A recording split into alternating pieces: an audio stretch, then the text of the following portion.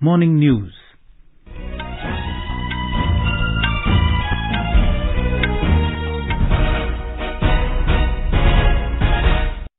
Good morning. I'm Sunil Verma and with me is Subhadra Ramachandran. The headlines. Home Minister Amit Shah says next census will be fully digital with 100% accuracy. Birth and death register to be linked with census. Government to re-examine and reconsider provision of sedition law, urges Supreme Court not to take up related petitions till the matter is examined. NIA raids 29 locations connected with Dawood Ibrahim in Mumbai and adjoining districts of Maharashtra. Rocket-propelled grenade lobbed at Punjab Police Intelligence Office in Mohali. LIC IPO oversubscribed almost 3 times. Allotment of shares on May the 12th. RailTel launches PM Bani-based access to its Wi-Fi at 100 railway stations across the country. Severe cyclonic storm Asani likely to weaken gradually into a cyclonic storm during the next 24 hours. Heavy rainfall expected along coastal areas of Andhra Pradesh, Odisha and West Bengal during the next 2 days. Indian men's team registers second successive win to qualify for knockout round of Thomas Cup Badminton Tournament at Bangkok in Thailand. And in IPL cricket, Kolkata Knight Riders beat Mumbai Indians by 52 runs.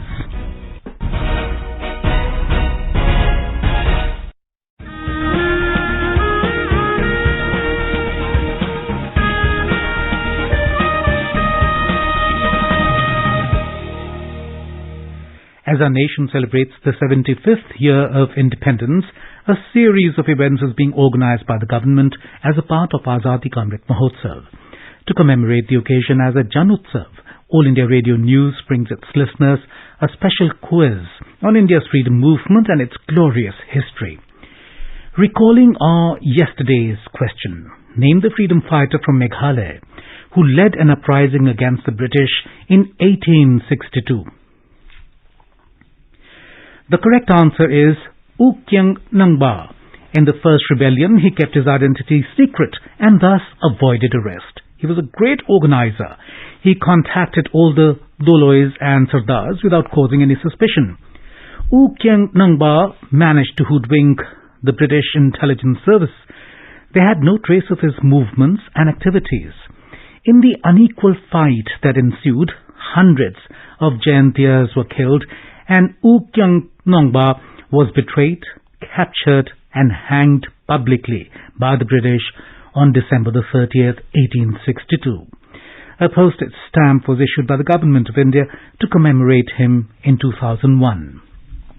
AIR News got an overwhelming response from its listeners across the world, and the one lucky winner of the quiz is Choppadandi Raja Mahinda from Barbarua in Dibrugarh, Assam.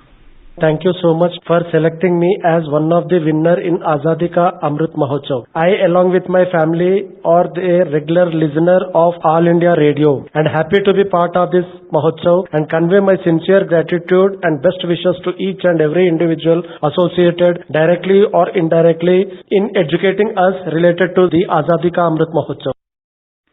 And now coming to our today's question, which is the 78th of the Amrit Mahotsav quiz in English.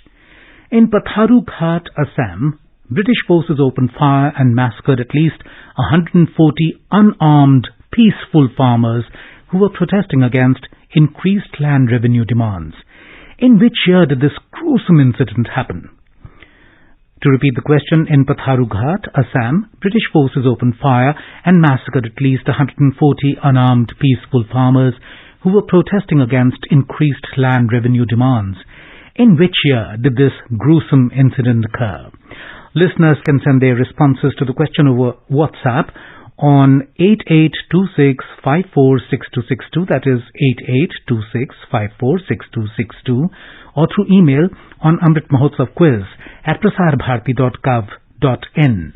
One lucky participant will be selected as a winner and will be announced in tomorrow's morning news. The winner will be awarded a certificate and a token prize. And now the news in detail. Home Minister Amit Shah has said that the next census will be fully digital with 100% accuracy. He said birth and death register will be linked with the census. The Home Minister said that with the electronic process and enumeration of people, the census will be updated automatically after every birth and death in the country. Mr. Shah was inaugurating the new office building of the Directorate of Census Operations in Assam at Amingaon in Kamrup district yesterday. Home Minister said the digital census will shape the policies of the country for the next 25 years. जनगणना आंकड़ों का एकमात्र स्रोत होता है। राज्य सरकार और केंद्र सरकार दोनों की नीतियों के नियोजन और निरूपण इसी के आधार पर किए जाते हैं। राष्ट्रीय और अंतर्राष्ट्रीय अभिकरणों, स्कॉलरों, व्यापारियों और उद्योगपति भी इसी के आधार पर भारत का आगे का विकास का नक्शे का परिचय लेते हैं। बार बार किए जाने वाले खर्चों से बचाने का भी जनगणना काम करती है। मित्रों, अनुभव सिद्ध डाटा के आधार पर जो निर्णय लिए जाते हैं वो निर्णय परिणाम लक्ष्य होते हैं और परिणामदायी भी होते हैं। उनका लक्ष्य परिणाम की ओर होता है और उसका फल परिणाम के रूप में आता है। इसलिए अनुभवी सिद्ध डाटा निर्मित हो, इसलिए इस बार हमने तय किया है कि आने वाली जनगणना जो अभी रुकी पड़ी है कोविड के कारण, वो जनगणना जब भी शुरू होगी वो ई जनगणना होगी, इलेक्ट्रॉनिक जनगणना होगी और 100% परफेक्ट जनगणना होगी। Mr. Shah said the 2021 census was delayed due to the COVID pandemic and it will be completed by 2024. Shah pointed out that without a perfect census, planning for any development work or project is not possible. Shah said the new software will have multi-dimensional uses as it will be linked with registration of births and deaths. As soon as someone is born, their details will get updated in the software, he said.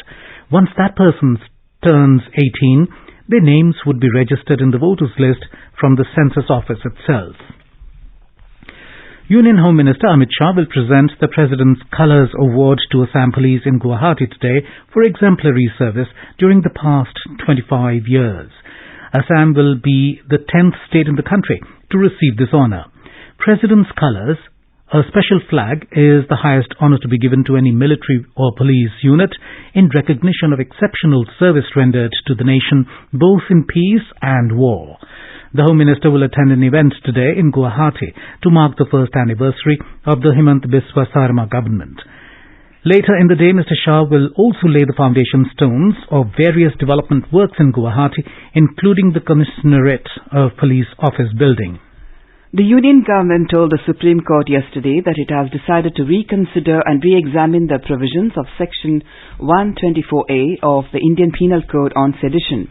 The government also urged the Apex Court not to take up the relevant petitions till the matter is examined.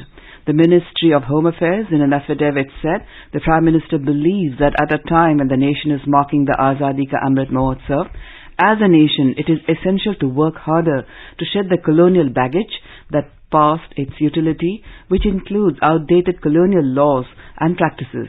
The top court is scheduled to hear petitions today filed by Major General S.G. Womatkare, retired, and the Editors Guild of India and others, challenging the constitutional validity of Section 124A, which carries a maximum penalty of life imprisonment. The centre filed its response on these petitions. The National Investigation Agency NIA has conducted searches at a total of 29 places in Mumbai and its adjoining districts yesterday. According to an official press release, the searches were conducted at the premises of the suspected associates of fugitive terrorist Dawood Ibrahim like Haji Anis, Chota Shakil, Javed Patel and Tiger Memon. The NIA suspects that these D Company members are actively collaborating with international terrorist organizations like Lashkar-e-Taiba, Jaish-e-Mohammed and Al-Qaeda, and indulging in arms smuggling, narco-terrorism, money laundering and circulation of fake currency. During the search, NIA has seized various incriminating materials, including electronic devices, documents of investments in real estate, cash and firearms. The agency has said that further investigation is still on in the case. A rocket-propelled grenade was lobbed at the Punjab Police's intelligence headquarters in Mohali yesterday evening. Two suspects had arrived in a car and launched the RPG from about 80 meters away from the intelligence office building around 7:45 p.m. Mohali police said a minor explosion occurred on the third floor of Punjab Police's intelligence office, shattering windows and damaging property. Intelligence officials and investigators are currently going through the CCTV footage. National Investigation Agency will send a team to the intelligence office to probe the matter. India's biggest ever initial public offer, IPO, by Life Insurance Corporation, LIC, received a stellar response from all categories of investors. At the close of subscription yesterday, the issue was oversubscribed nearly 3 times, with policyholders' portion receiving the maximum bids at a little over 6 times. The allotment of shares will be done on May the 12th, while shares will be listed on both BSE and NSE on May the 17th. The price band for the IPO was fixed at 902 to 949 rupees per equity share. The government has diluted 3.5% stake in the LIC through the IPO. RailTel, a mini Ratna PSU, has launched Prime Minister Wi-Fi Access Network Interface PM Vani scheme-based access to its public Wi-Fi services across 100 railway stations across the country. This public-friendly service was virtually launched by RailTel Chairman and Managing Director Puneet Chawla yesterday. To access this Wi-Fi network, Android users can download the mobile app WI Dot, available on Google Play Store. This app has been developed in close coordination with C Dot. This method of accessing Wi-Fi through the mobile app will be in addition to the existing method of accessing Wi-Fi at these stations through the conventional method of selecting Rail Wire Service Set Identifier SSID. PM Vani is an ambitious program of the Department of Telecom DOT to connect all silo Wi-Fi networks for ease of use and proliferate broadband usage for the masses. The government further plans to extend the PM Vani-based access of RailTel's public Wi-Fi services to all 6,102 railway stations in phased manner by the end of June 2022. Prime Minister Narendra Modi will virtually launch the Madhya Pradesh Startup Policy on May 13th. Mr. Modi will also launch Startup Portal and address the startup community on the occasion. We have more from our correspondent. The Startup Conclave 2022, organized at the Brilliant Convention Center Indore, will be attended by policymakers, innovators, central and state administrators, startups, potential entrepreneurs, all pillars of the startup ecosystem and representatives from the government and private sector. Startups and potential entrepreneurs will also learn about various funding modes in Tier 1 and Tier 2 cities through various sessions in the one-day Startup Conclave. Chief Minister Shivraj Singh Chauhan will also release a collection of success stories of selected startups. New trends and innovations will also be displayed at the Startup Expo at the venue. Sanjeev Sharma, AIR News, Bhopal. India's COVID vaccination coverage has crossed 190 crore 48 lakh mark. More than 12 lakh 7,000 vaccine doses were administered yesterday. Union Health and Family Welfare Ministry said over 4 crore 8 lakh vaccine doses have been administered to 12 to 14 years age group so far. Over 2 crore 98 lakh precaution doses have been administered to the identified categories of beneficiaries, including healthcare workers, frontline workers, and people above 18 years of age. Union Health Minister Dr. Mansukh Mandavia has said that over 3 crore youngsters between 12 and 14 years of age have received the first dose of COVID-19 vaccine. He congratulated all those children who got vaccinated. In a tweet, Dr. Mandavia said that children are making significant contribution to the vaccination drive and are fighting the pandemic with full vigor. You are listening to the morning news on All India Radio. A reminder of the headlines before we move on. Home Minister Amit Shah says next census will be fully digital with 100% accuracy. Birth and death register to be linked with census. Government to re-examine and reconsider provision of sedition law. Urges Supreme Court not to take up related petitions till the matter is examined. NIA raids 29 locations connected with Dawood Ibrahim in Mumbai and adjoining districts of Maharashtra. Rocket-propelled grenade lobbed at Punjab Police Intelligence Office in Mohali. LIC IPO oversubscribed almost 3 times. Allotment of shares on May 12th. RailTel launches PM Vani-based access to its Wi-Fi at 100 railway stations across the country. Severe cyclonic storm Asani likely to weaken gradually into a cyclonic storm during the next 24 hours. Heavy rainfall expected along coastal areas of Andhra Pradesh, Odisha and West Bengal during the next 2 days. Indian men's team registers second successive win to qualify for knockout round of Thomas Cup badminton tournament at Bangkok in Thailand. And in IPL cricket, Kolkata Knight Riders beat Mumbai Indians by 52 runs. For quick news updates round the clock, follow us on our Twitter handle at AIR News Alerts. क्या आप competitive exam की तैयारी कर रहे हैं? All India radio के programme अभ्यास में हमारे विशेषज्ञ आपके सवालों का देंगे जवाब। शनिवार रात 9:30 बजे FM गोल्ड पर। इस बार का विषय है इंडियन हिस्ट्री और हमारे एक्सपर्ट हैं डॉक्टर मलय नीरव। प्रश्न भेजने की अंतिम तारीख है 11 मई। आप इससे जुड़े सवाल व्हाट्सएप करें 9289094044 पर या सवाल ईमेल भी कर सकते हैं abhyas.airnews@gmail.com पर। आपका अभ्यास हमारा प्रयास। अपने बिजनेस को बढ़ाने के लिए लीजिए आकाशवाणी का सहयोग और दीजिए उसे बुलंदियों के पंख।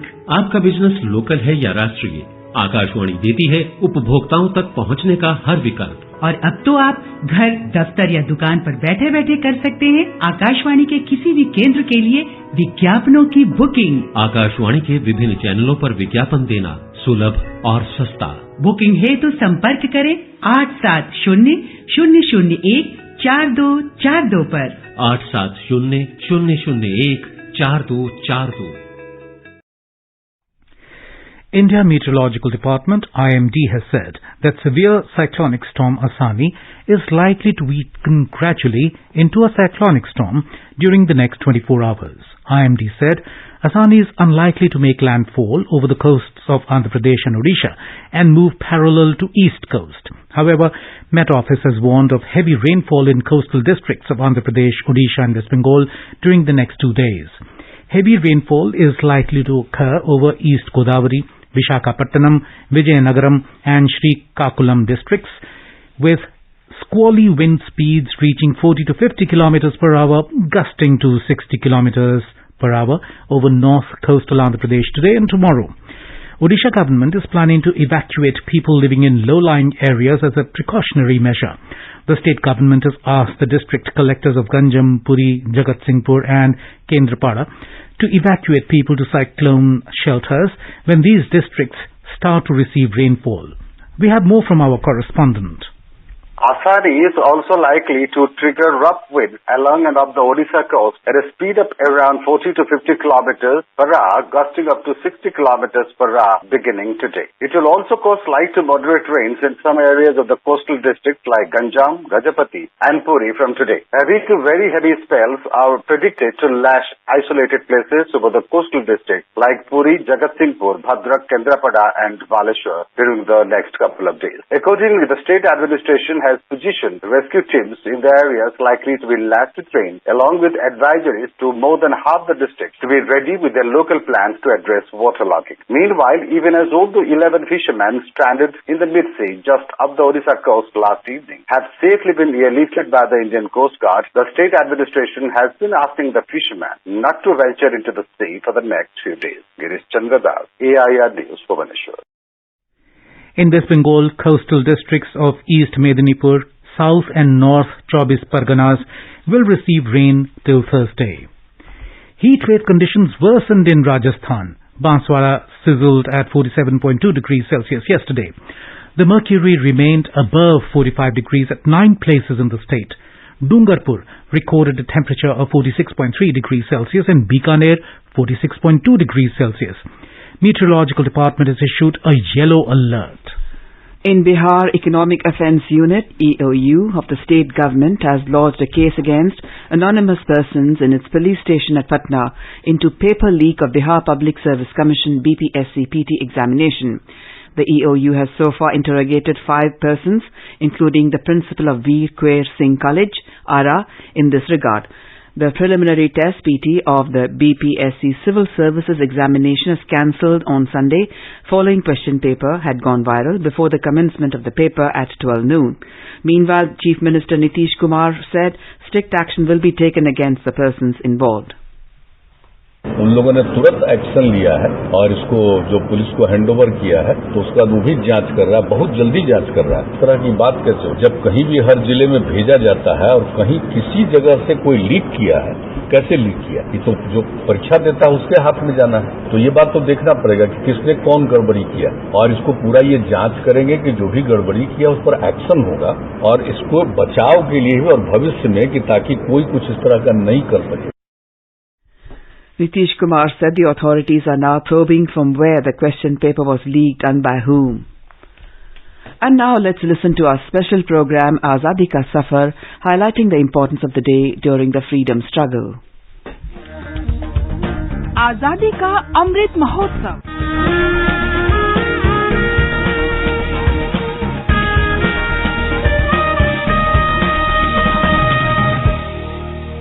Azadi Ka Safar with AIR News, Birth of a Nation. India's glorious freedom struggle is one of the greatest struggles the modern world has ever witnessed. AIR News brings you a glimpse of the struggle every day.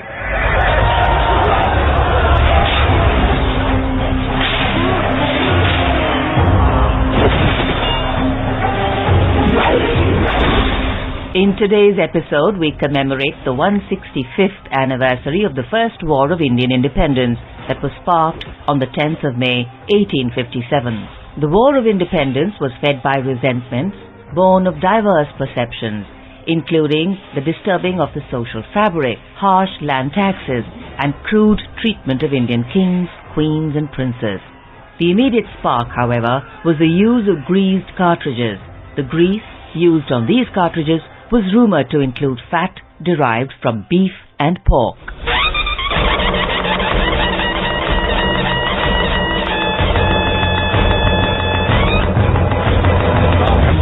प्रचंड बोल मस्तकों के झुंड आज जंग की घड़ी की तुम गुहार दो आन बान शान या की जान का हो दान आज एक धनुष के बाण पे उतार दो. At Meerut in May 1857, 85 sepoys of the 3rd Cavalry Regiment, on their refusal to use the greased cartridges, were court-martialed and sentenced to long terms of imprisonment. On the 10th of May, the sepoys shot their officers, released their fellow sepoys, and headed towards Delhi. After the outbreak of the mutiny in Meerut, the sepoys quickly reached Delhi, whose 81-year-old Mughal ruler, Bahadur Shah Zafar, was declared the Emperor of Hindustan. Soon, the rebels had captured large tracts of the northwestern provinces and Awadh. Company बहादुर बनकर हमसे कह रही कि हम बागी हैं. हम अबू जफर सिराजुद्दीन मोहम्मद बहादुर शाह ताजदार हिंद बागी हैं. हमने बगावत की. आज जैसे तुम बगावत कर रहे हो, तारीख उसे हमारी जंग आजादी का पहला कदम कहेगी. और ये मत भूलो, आजादी की लड़ाई एक बार शुरू हो जाती है तो मुकम्मल आजादी हासिल किए बिना खत्म नहीं होती. तुम अपने जुल्मों के इंतहा लाओ, हम अपनी कुर्बानियों का हौसला लाते रहेंगे. इसलिए अबू जफर की शिकस्त हिंदुस्तान की शिकस्त मत समझ लेना. The loss of Delhi was a serious loss of prestige to the English. Very soon, the uprising spread throughout northern and central India. Bahadur Shah Zafar in Delhi, Begum Hazrat Mahal in Lucknow, Nana Sahib in Kanpur, Lakshmi Bai and Tantia Tope in Jhansi and Gwalior, Khan Bahadur Khan in Bareilly, Maulvi Liaquat Ali in Prayagraj and Varanasi, and Kunwar Singh in Bihar were the main leaders of the First War of Independence.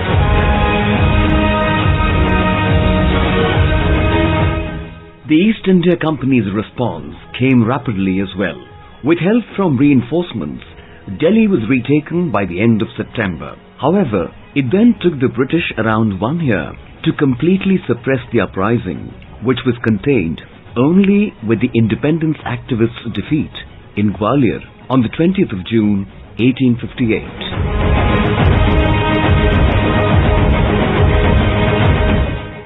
The uprising of the First War of Independence shook the foundation of the British East India Company and disclosed their inefficiency in handling the Indian administration. The major impact was the introduction of the Government of India Act 1858, which abolished the rule of the British East India Company and marked the beginning of the British Raj that bestowed powers in the hands of the British government to rule India directly through representatives.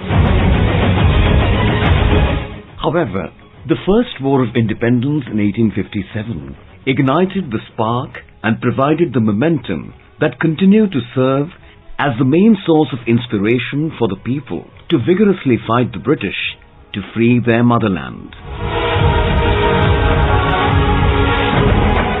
And that brings us to the end of this episode of Azadi Ka Safar with AIR News. See you in the next episode tomorrow.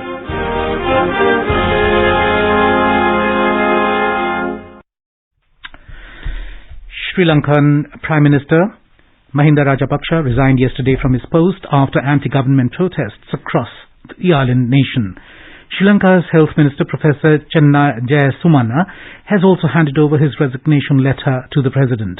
These resignations came after violent clashes erupted in Colombo over the economic crisis in the country.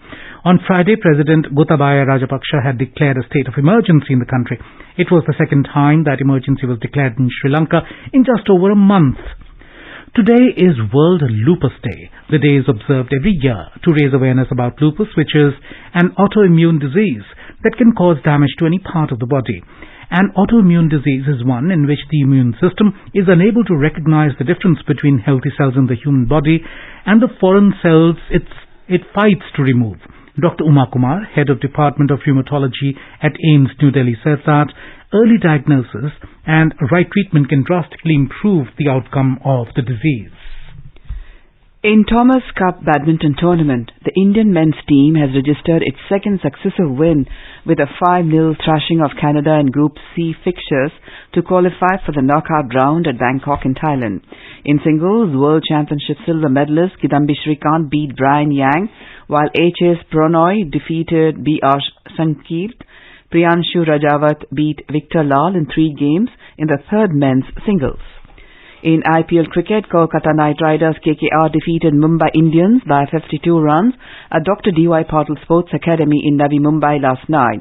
Chasing a target of 166 runs, Mumbai Indians were bowled out for 113 in 17.3 overs with Pat Cummins taking 3 wickets for KKR. And today, Lucknow Super Giants will face Gujarat Titans at Maharashtra Cricket Association Stadium in Pune at 7:30 p.m. And now let us look at the weather forecast for today. Srinagar and Jammu will have mainly clear sky. Leh will have a partly cloudy sky with Gilgit having mainly clear sky. Muzaffarabad will have mainly clear sky becoming partly cloudy towards afternoon or evening. National capital Delhi will have a mainly clear sky. And now an overview of today's newspapers. Mahinda quits as Lanka PM. Ruling MP dead in clash. Leaders' houses set on fire, writes Hindustan Times. Clashes leave 130 injured. Curfew imposed nationwide, writes the Tribune. Will revisit sedition law. Put off hearing. Centre urges SC. Headlines a pioneer. Government's rethink on colonial law, writes HT. The Asian Age Court Chief of Army Staff, General Manoj Pandey, as saying that China is trying to prolong Ladakh standoff to keep the boundary issue alive. The Supreme Court has directed that first-time offenders in jail for 10 years be granted bail, reports the Times of India.